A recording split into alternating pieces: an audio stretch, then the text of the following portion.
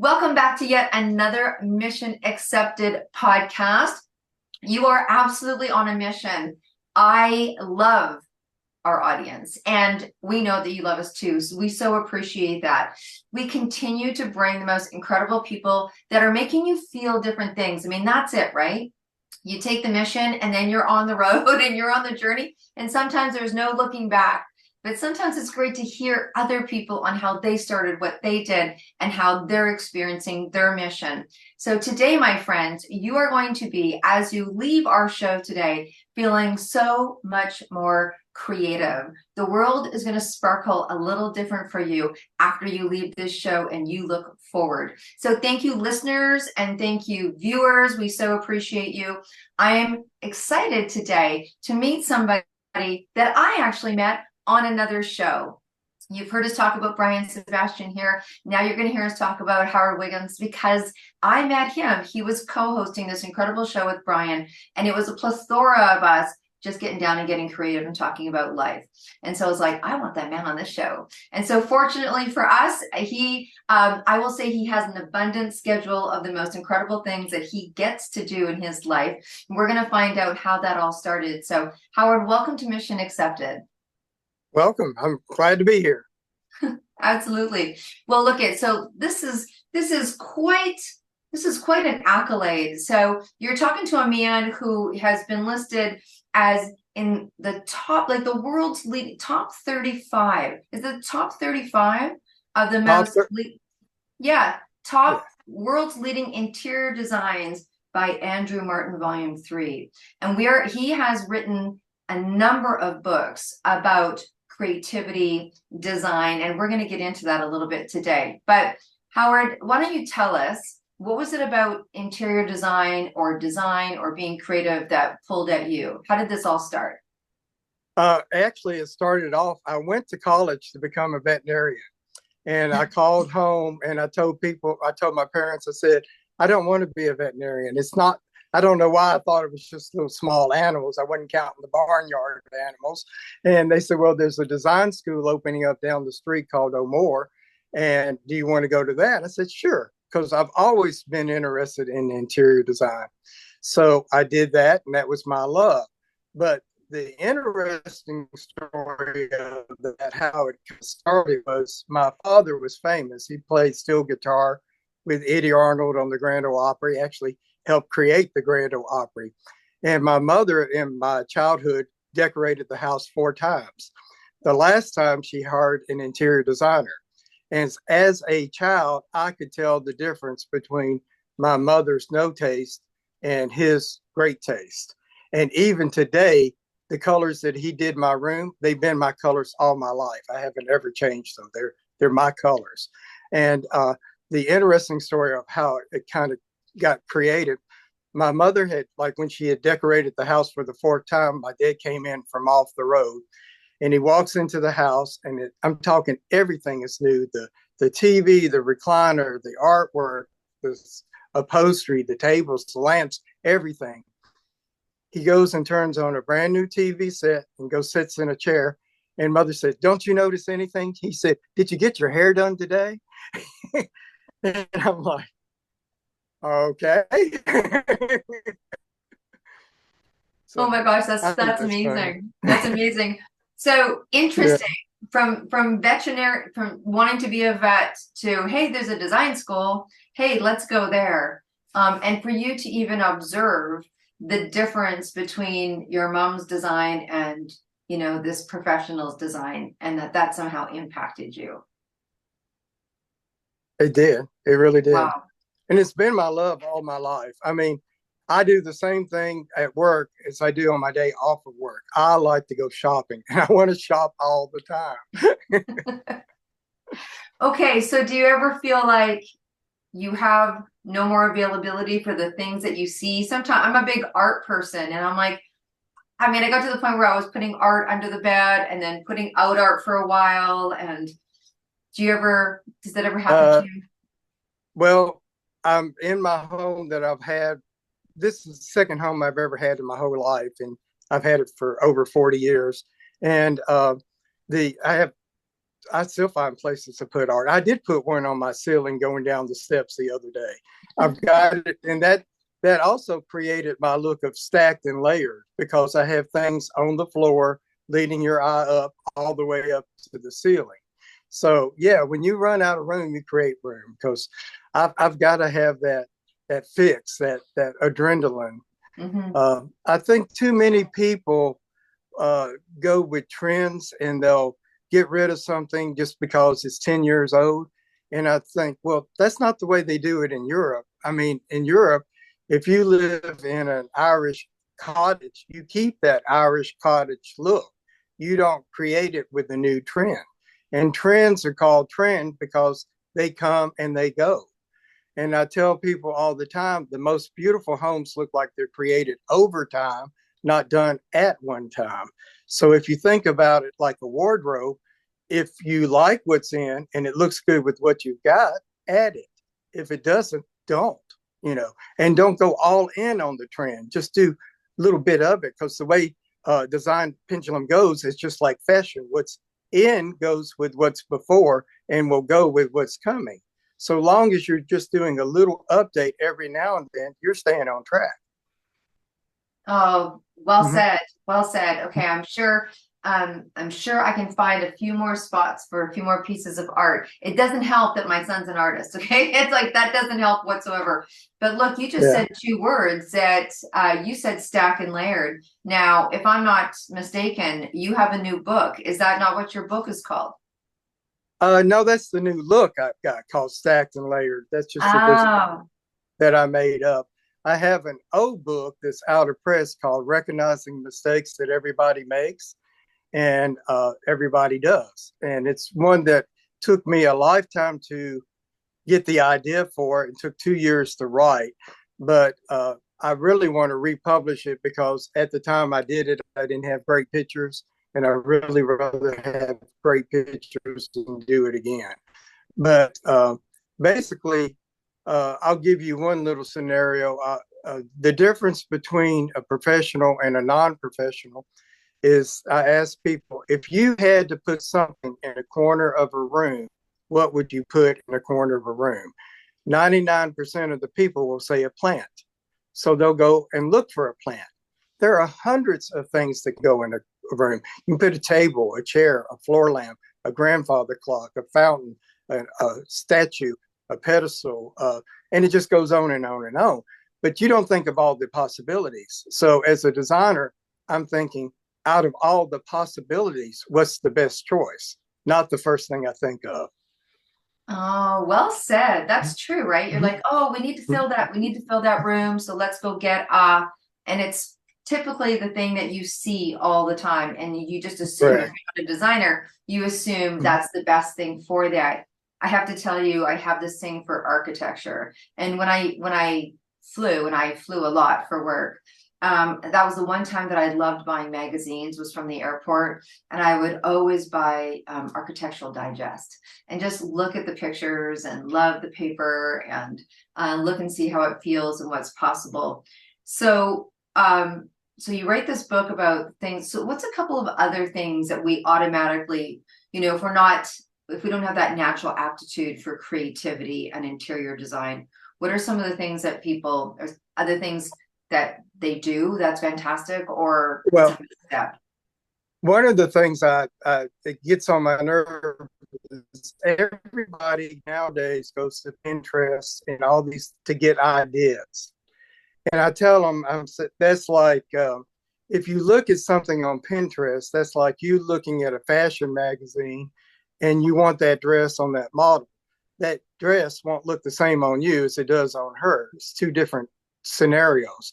And even if you copy an idea, let's say they're doing an all white room and has a wood floor and wood beams and uh, uh, maybe another type of wood in the product. If you're copying it, you're not copying it exact. You're doing a recipe without the ingredient in it. So there's a reason for everything in that room.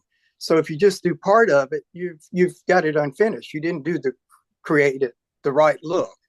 The other thing is like I'll tell women they'll get an idea from Pinterest and they try to copy it. If you go to the store, that's like you saying, I want a red dress to wear to a ball. So when you go out there shopping, you're looking at only the red dresses and you're looking for the one that may or may not exist.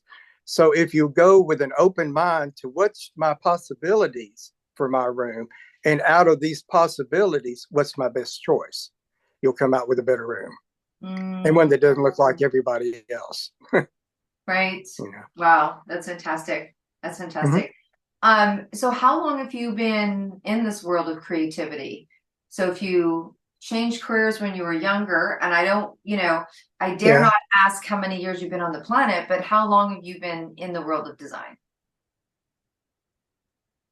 it's basic. I did it as a child. I mean, I Yeah. my I, I had an expensive bedroom even as a child because my mother got a new bed and I got their bed, and and through life I traded bedroom suits up like 4 times to get the one I've got now, and I've always had an interest in it. It's just in my heart, just from very day one. So, but what I've done is I've gotten better and better, just like you do at anything else. So that's what keeps me going. Well, I'm going to shift gears here a little bit because I know a little bit about you, and you talked about your father being a part of the build of the Grand Ole Opry, which I've been so.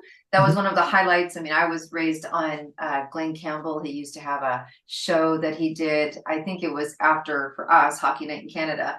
And we Mm-hmm. would watch that sitting around. And so I love country music, and I was able to be at an event once where we had dinner right on the stage of the Grand Ole Opry of an awards event, and it was a really beautiful experience for myself.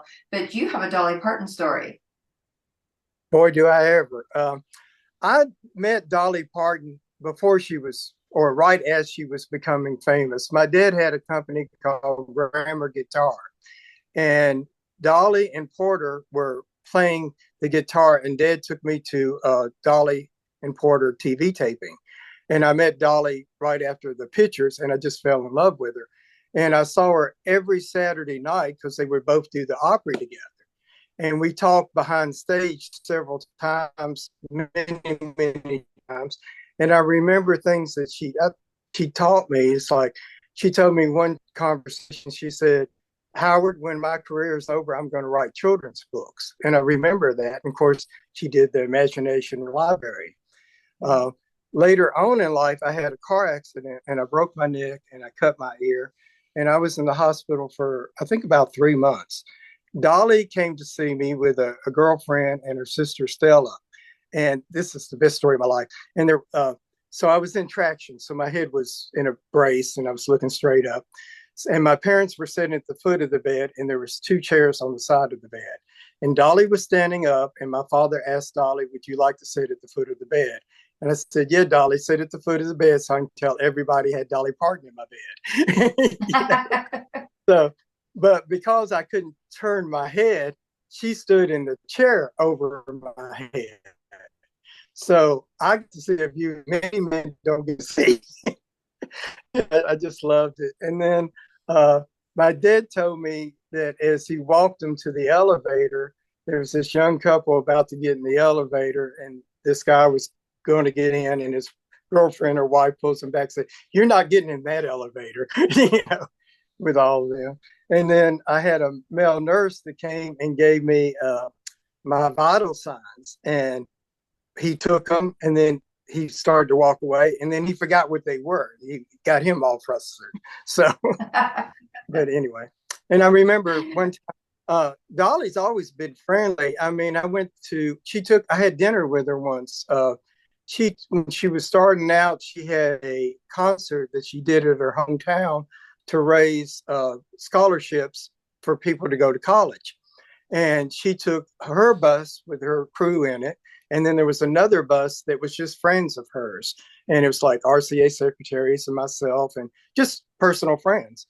And then we all went out to eat at a little restaurant before she went. And she sat at my table with me with all the other, instead of all the other friends. And I'm like, I was so honored to do that with her. But I've run into her many different times. So we go way back. So. Oh my goodness, it's so nice to hear a human story about someone that the world adores and sees in a different light, right? And just that really beautiful humanness. So lucky you, and lucky her. I think that sounds exactly how it is. Um, Mhm. Going back to your world of design, um, do you have any stories of something that you've designed that was close to your heart, or you couldn't quite figure out, and when you did, like what was some of the things that you designed or got to work on that are memorable for you? I did a 26,000 square foot home here in Nashville, and I did it in 3 months. And Oh, the reason I can do it so quickly is I have rules that I follow. And if you follow my rules, you don't make any mistakes whatsoever. And my rules are very simple to follow. You basically work from the floor up. So I always, if you'll go on my Facebook, I just reposted it. First thing you need is a floor plan. Before you do anything, you need to know, what are you looking for? Do you need two sofas, one sofa? How many chairs? How many tables? And if you work from the floor up, let's say you have a rug, and the rug could be solid or a pattern, then that sets your color tones. That tells you what to do. That kind of maps it out. If you start with that first and then your upholstery second, you buy that. If, let's say, if you get your upholstery second, then the third thing is your case goods. Well, if I've got my arm height, I know what size end table to do, or I know what size sofa table to do. After that, I know what size lamp to do. And then after that, I know what accessories to do. So if you just make a decision and keep going with it, it's always going to turn out right, because you're making all your decisions on your previous decisions. And I tell people, what happens is, a lot of times you'll either start off with the art, and the art starting off should come at toward the end, and never ever do a paint color first. Because if you do a paint color first, you're only buying something because of that color. That color, like for instance, I happen to know there's over 300 different shades of white. So why are you choosing one that you have to match up to? You've got to get the color that you need, not the color to match up to. So if you follow that rule, there's no mistake. And my wife has another thing. She says people that are wishy-washy and they want to see another choice and they want another avenue to go, you're just making a different meatloaf. I like to use the cooking analogy. If you've got this one already made, now you want to mhm. choose another one. It didn't make it a better meatloaf. It's just another choice. You didn't do better. And then once you do that, then you get confused. I like this and this one. I like this and that one. You try to merge them together and it didn't work. So just stay with what your heart tells you, and buy things that you love and make it look better. And don't think about what's in and what's out. And another thing I like to say is that, if you're people say, well, I'll do black and white because it's timeless. It's not timeless. What's timeless is creating something that's totally original that I do not see everywhere I go. When I see it everywhere I go, I'm going to get tired of it, and it's becoming a trend. But if your house is unique and different and reflects your personality and not a time period, it's never going to go out of style. You know what? It's funny that you say that, because I took, as I'm listening to you, I'm like, ooh, that was a bleep. I took the advice of my realtor friend around a place that I was going to sell. And yes, right? Roll your eyes. You're exactly right. And I took a I color did. off the wall, and then ended up not selling it. And now I have it. And every time I walk into my studio, I'm like, this is not the color that I would ever, it was like plain white because someone's going to buy it. They're going to change it. And I was like, oh, like I had about 4 different colors on there. And so, I'm like, man, I would have to like get it painted again and blah, blah, blah, blah, blah. And it would be this big expense and time. So I'm sucking it up for now, but I know it will change because I took somebody else's decision too. And you're right. It really, I mean, I'm a environmental person, like, I am a creative as well. And it does so affect, how you feel. It does so affect how you feel. Well, I'll probably make a lot of people mad on this, but so what? Realtors are really the ones who have hurt the interior design market. because they're trying to make everything look the same. And I'll tell everybody, if everything looks the same, which one will I buy? I will buy the cheapest one in the area I want because they all look the same. I've been on both sides of the fence. Let's say when granite became popular and all the realtors were saying, well, you got to change that granite you got to change their granite countertop or your house won't sell. Well, if you're doing it to sell, you're going to get the cheapest one because you're leaving it behind. As a designer, I was helping people and they come in, I don't want that cheap granite, I don't want the better one. And they'll take it out and rip it. I am fine with a house looking like it does and you create it to what you want to be.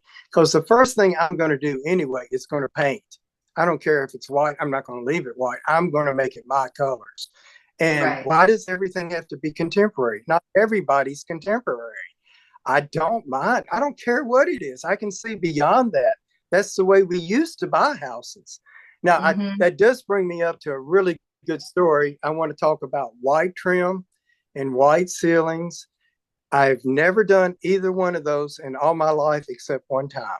And the only time I did it was a high rise because the view was black and white at night. The reason I don't do it is because let's say you've got a beautiful piece of property.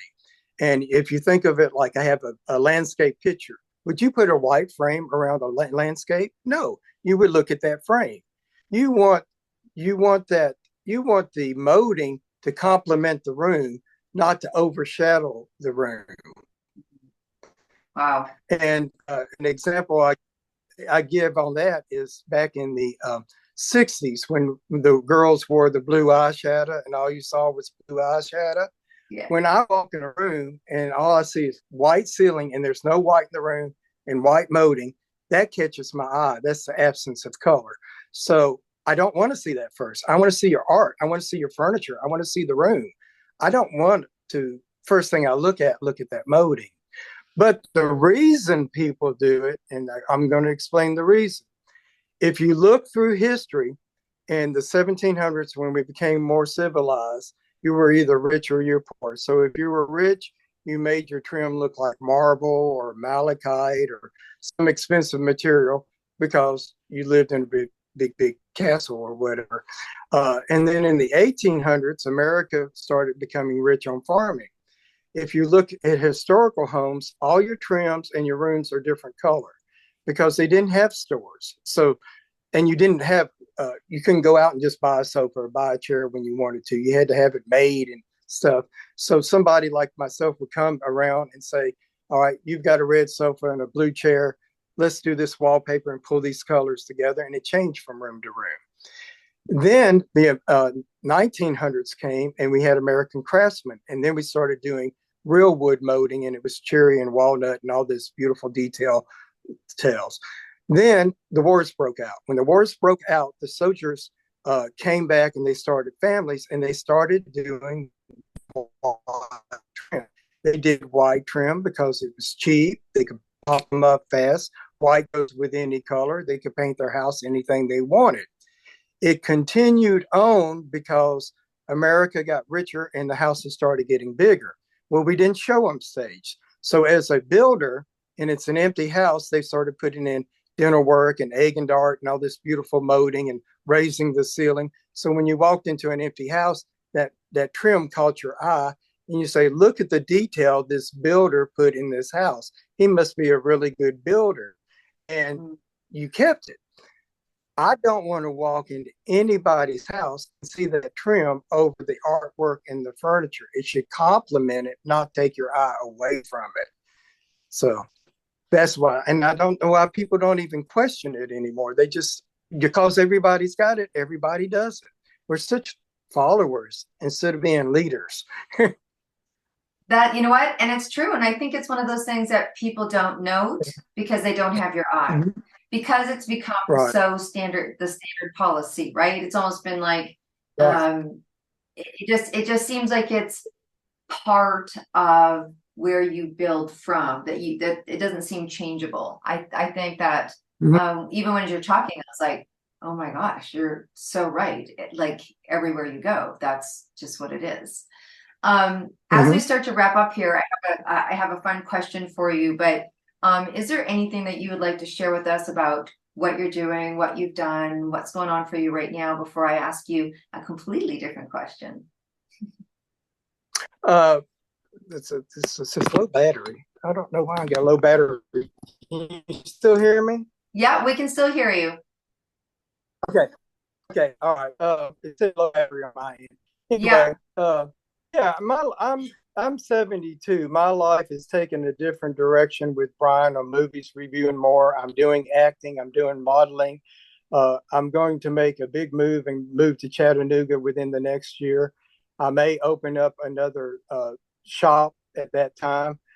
I just want to enjoy life. I'm not going to sit at home and retire and watch The Price is Right to the day I die. I Are think we that's still so, on? yeah. That's so inspiring. Yeah. I love Okay. that. Yeah, we can hear you and see you. I love that you are Okay. still living your life and doing your passion, right? Oh, there he goes. Well, what we'll do is we'll wrap up a little bit. Howard's battery seemed to have gone, but it was just, oh, now he's coming back.